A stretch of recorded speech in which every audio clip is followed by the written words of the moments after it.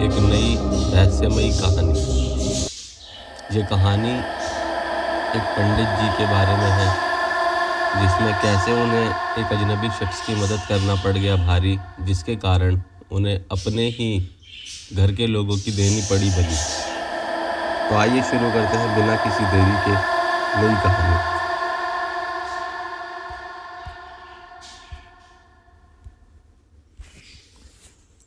आज से करीब 300 साल पहले उत्तर प्रदेश के कुर्ली गांव में एक बहुत सुंदर हवेली हुआ करती थी, जिसको लोग देखकर अपनी गाड़ी व साइकिल रोक दिया करते थे।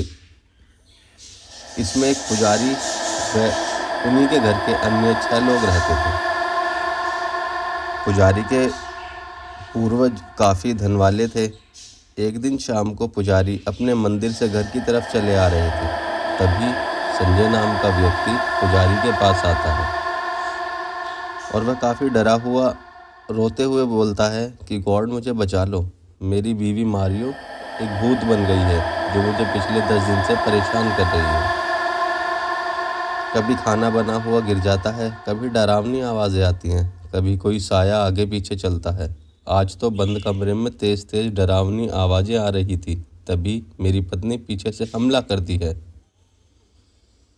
ये देखिए मेरा हाथ कट गया है, कृपया मुझे बचा लीजिए। पुजारी ने तुरंत अपनी माला संजय को पहना दिया। बोले, ईश्वर का नाम लेते रहो और कल आना, यही मेरा घर है। अभी मुझे एक जगह जाना है। संजय जैसे तैसे रात को सोने के लिए लेटा ही था कि घर की खिड़कियां दरवाजे चिल्लाने लगी। लेकिन आज संजय को कोई दिखाई नहीं दिया और वह सो गया। उधर पुजारी को नींद नहीं आ रही थी। उनके परिवार में उनकी पत्नी, 3 लड़के और एक लड़की थी तथा बड़े लड़के रॉकी की पत्नी लारा थी, जो काफ़ी सुंदर थी। पुजारी को बस एक दुख था कि उनका सबसे छोटा लड़का जो उनको छोड़कर चला गया था, उसका कुछ पता ही नहीं चल रहा था। चिंता में बैठे बैठे कुर्सी पर सो गए। सुबह 4 बजे ही थे कि उनके घर के बाहर बगीचे में संजय आकर बैठ गया। लगभग 5 बजे थे कि पुजारी बाहर गए तो संजय को बैठा देख संजय से पूछा, क्या हुआ, इतनी सुबह तक तुम यहाँ कैसे? संजय ने बताया कि कल सपने में मेरी बीवी मारियो आई थी, बोली तुमको मरना होगा, और मेरा बेड पलट गया। मुझे हाथ में चोट आई है, ये देखिए, और तभी मैं यहाँ भाग आया जैसे तैसे। पुजारी ने पूछा, ऐसा क्यों कर रही है वो आत्मा? क्या तुमने अपनी बीवी को मारा है? संजय कहता है, नहीं पुजारी जी, उसे हार्ट अटैक आया था। उसे पहले मेरी बीवी से कुछ नोकझोंक हुई थी। अचानक वो ज़मीन पर गिर गई और वो मर गई। मैं अपनी बीवी को बहुत चाहता था पुजारी जी। संजय इस बात को कहकर रोने लगा। उधर पुजारी और संजय आपस में बात ही कर रहे थे कि अचानक से तेज़ हवा चलने लगी और जैसे ही संजय ने पीछे देखा तब तक मारियो की आत्मा बगीचे में आ चुकी है। बगीचे में उस आत्मा को देखकर संजय घबराया और पुजारी के पीछे जाकर छिपने लगा। आज मारियो की आंखों से खून निकल रहा था। उसके बाल आधे चेहरे पर और बाकी हवा में उड़ रहे थे। तभी पुजारी ने भूत से पूछा, तुम क्यों मारना चाहती हो? मैं तुम्हें इसे मारने नहीं दूंगा। तब मारियो की आत्मा चिल्लाकर बोलती है, इसको मरने से कोई नहीं रोक सकता, तुम भी मर जाओगे पुजारी। पुजारी ने गंगा जल को उस पर डाला और मारियो की आत्मा जलने लगी और मारियो इधर उधर भागने लगी। इतनी देर में पुजारी का बेटा सैमी बाहर आ जाता है। वह आत्मा सैमी के अंदर चली जाती है। अब पुजारी उसके आगे हाथ जोड़कर कहता है, तुम जो भी हो, मेरे बेटे को कुछ मत करो, मुझे भले ही मार दो। पुजारी के इतना कहते कि वह आत्मा सैमी को पेड़ पर बैठा देती है और अब आत्मा कहती है, ये सब दुष्ट हो, ये सब दुष्ट हैं, तुम इनका साथ दे रहे हो। अगर तुमने इनका साथ दिया तो मेरे लिए तुम भी उसी श्रेणी में आ जाओगे। तुम सब दुष्ट हो और उस दुष्ट का साथ दे रहे हो, इसलिए तुम्हारे लड़के सैमी को मरना होगा।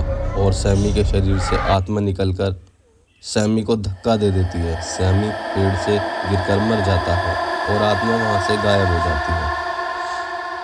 और ये बोलते हुए वो जाती है कि मैं फिर आऊँगी। पुजारी यह देखकर खड़ा खड़ा गिर जाता है। तभी संजय उसे संभालता है और पुजारी अपने बेटे सैमी का हाथ पकड़कर रोने लगता है कि मेरा बेटा, मेरी कारण से ये सब हुआ है, मुझे माफ़ कर दो। गिरने और रोने की आवाज़ सुनकर पुजारी की पत्नी बाहर आती है। उसके पीछे उसकी लड़की कैट और रॉकी व लारा आते हैं। अपने बेटे को मृत पाकर पुजारी की पत्नी के सीने में दर्द उठता है और वह भी मर जाती है।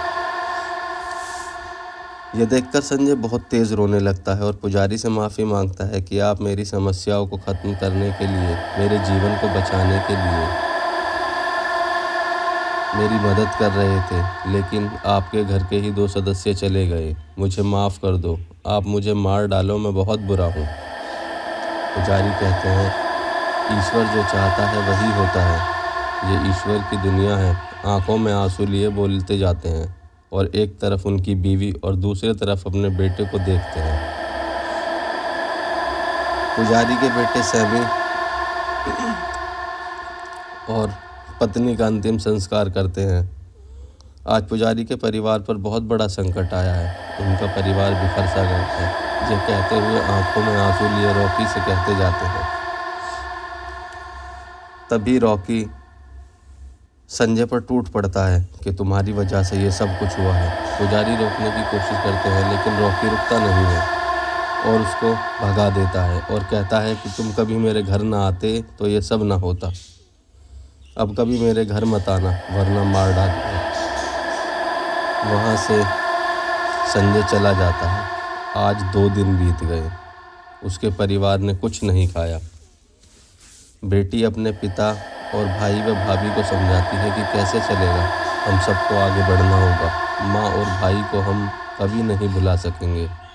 आज उनके ना होने पर यह घर वीरान सा हो गया है। एक भाई हमें पहले ही छोड़ के जा चुका है। पापा, आप कमज़ोर हो रहे हैं, कुछ खा लीजिए। फिर धीरे धीरे समय के साथ सब लोग ठीक से रहने लगे।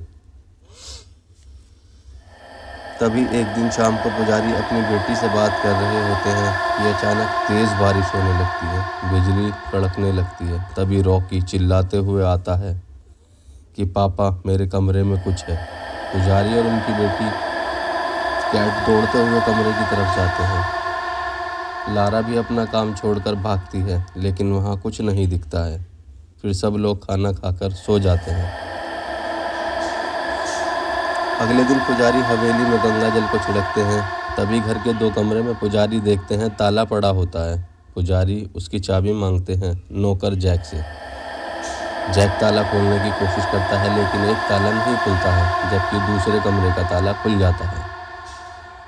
पुजारी नौकर जैक से बोलते हैं, जाओ कैट से दूसरी चाबी ले आओ, क्योंकि घर के दरवाज़ों की दूसरी चाबी भाभी कैट के पास होती है। जैक कैट के रूम में जाता है। कैट नहा रही होती है, इसलिए अंदर से आवाज़ देती है कि चाबी अभी लारा से ले लो।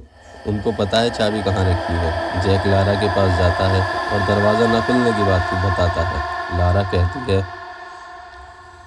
नौकर जैक से, तुम जाओ, आप अपना काम करो, मैं दरवाज़ा खोल देती हूँ, और जैक को किचन के काम में लगा देती है। फिर लारा दौड़ी हुई पुजारी के पास जाती है और चाबी का गुच्छा देती है, लेकिन उस दरवाजे की चाबी उसमें नहीं होती है।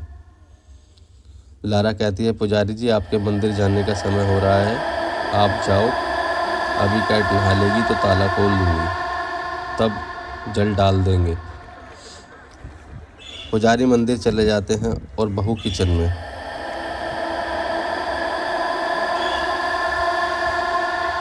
तो इस कहानी को अभी यहीं ख़त्म करते हैं। इसकी बाकी की कहानी देखिए अगले भाग में कि क्यों वहाँ पर जल नहीं छिड़का गया, उसके बाद क्या हुआ। तो मिलते हैं अपनी नई वीडियो में। तब तक के लिए खुश रहें, और हमारे कहानी अगर अच्छी लगी हो तो चैनल को सब्सक्राइब करें और बेल आइकन को प्रेस करें और लाइक करना ना भूलें। ये रहस्यमयी कहानी सिर्फ मिलेगी आपको दी